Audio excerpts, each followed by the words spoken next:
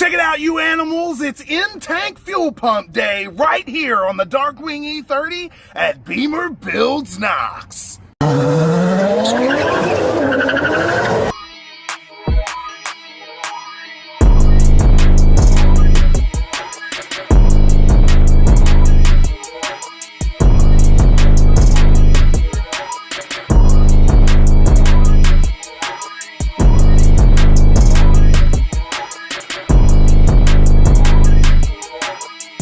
On today's episode of BimmerBuilds Knox in the Darkwing E30, got the rear seat pulled out already. We are going in here to we are going in here. That's why we're welding that new headliner in. Going in here to go ahead and pull the, smell a little bit like gas? Yes, right. Yeah, okay, cool. So yeah, anyway, going in here to pull out the in-tank fuel pump. Let me see if I can squeeze in here and get some video. So here's your panel. We're gonna pull the panel out. All right, so now we are getting down. Oh yeah, look, moisture right there. You see it? Gas. Yep. Lots of it. Yep. So what we are pulling first is the sending unit. Turns out one of my little 8mm nuts on the sending unit was not even tight. So yeah, see, down, down, not down. Yeah, so that one wasn't even snuggied. Look, I'm sitting here turning it by hand. Snugger doodled. All right, next up, our sending and receiving hoses. We're going to go ahead and pull those. We're going to inspect them for cracks or anything like that if we need to replace them. Luckily, thanks to AutoZone and Napa, I have lots of extra Gates line, Gates hose on standby in my extra parts stuff. So show them the sending and receiving line there. Yep. I'm thinking that's sending, right? Yeah. Yeah. That's receiving. Yeah. Receiving, because it's got the high pressure connector on it. So show them the high pressure connector as well. Point to that one, the metal line there. Yup. All right, we got our sending and receiving lines taken out. I do recommend running your gas down kind of low when you go to do this job, because if you don't, you're going to have gas spilling out of your high pressure and sending lines. Luckily, we were able to avoid that. So all right, so sending unit coming out. Go ahead and show them the sending unit. Pull that. Very nice. And you can only pull it one way. You can't turn it or nothing like that. Yeah. Pull it straight up and out. Boom. Look how old that is. I know, dude. We probably should. I'll probably grab one of those and we'll clean it up.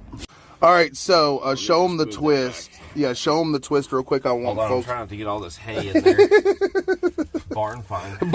Barn find for sure. All right, so when you're pulling the pump housing unit out, you want to give it a gentle twist. Beautiful. And then you should just be pulling straight up very carefully. The housing unit has a tendency, because it has some small components, to not just break, but get caught on stuff and then break. So you're going to gently just kind of, you can see some of those components there as it's coming out. Yeah, you just kind of fish it out nice and easy like. And then the way the sock is, you're going to want to pull your sock. Well, we've got a brand new sock. I know. I bought the master so you don't kit. lose it in the bottom of the tank. Oh, yeah. Yeah. Yeah. So you pull your backside first and then slide it forward like that. I love watching my 6-foot+ buddy climb out of this tiny car. You can do it, buddy. It's like it's giving Ace Ventura comes out of the mama rhino, the robot rhino. Yeah. All right, look at this dirty old sock, dude. Oh my gosh, that sock is cooked, my boy. Wow, wow, wow.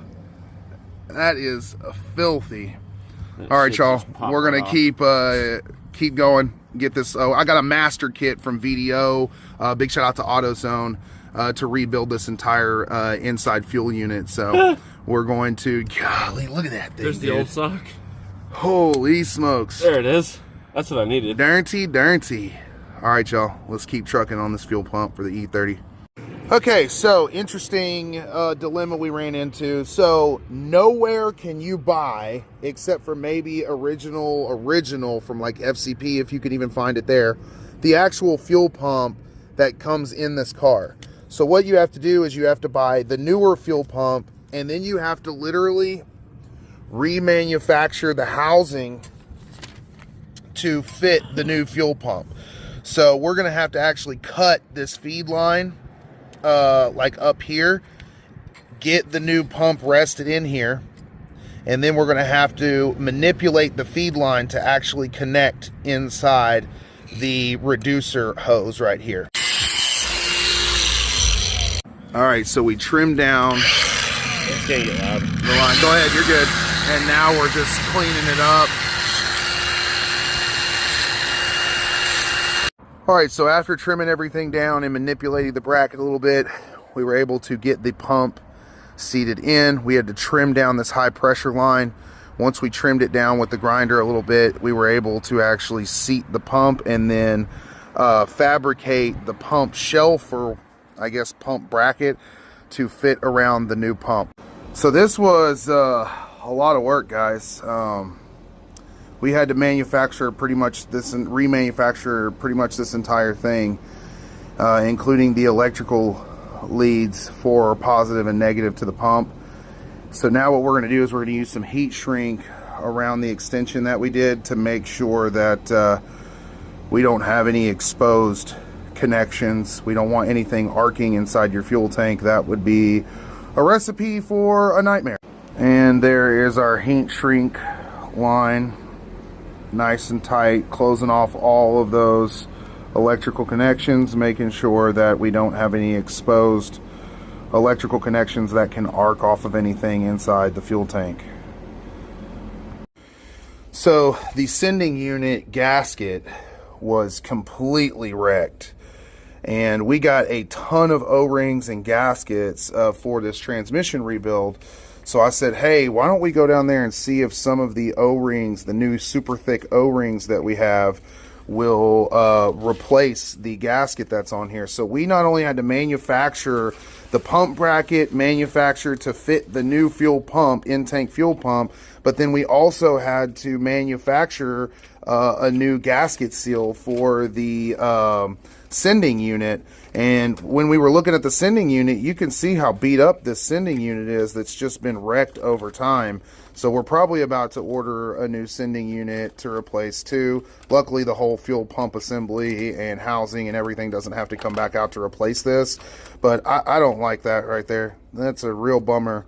But we did manufacture a new gasket out of transmission O-ring master kit that fit absolutely perfectly into that slot. So at least our gasket seal is going to be nice and tight on the sending unit now. So the rebuild has gone great. We did not have a fuel sock though, so we came over to O'Reilly's and grabbed a fuel sock from an old Honda and show them the fitment.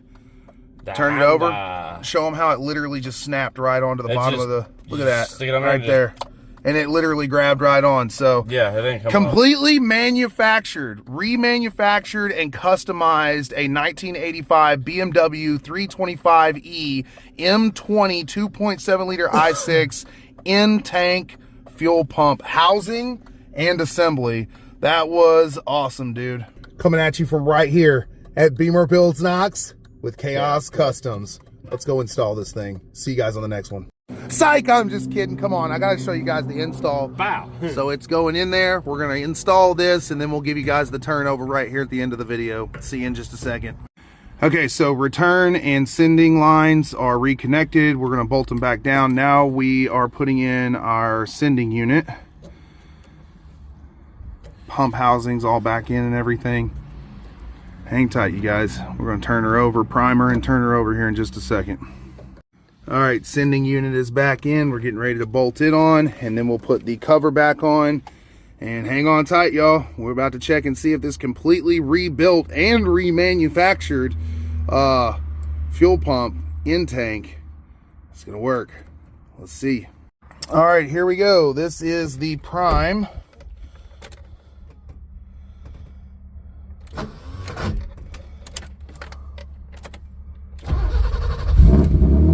Oh,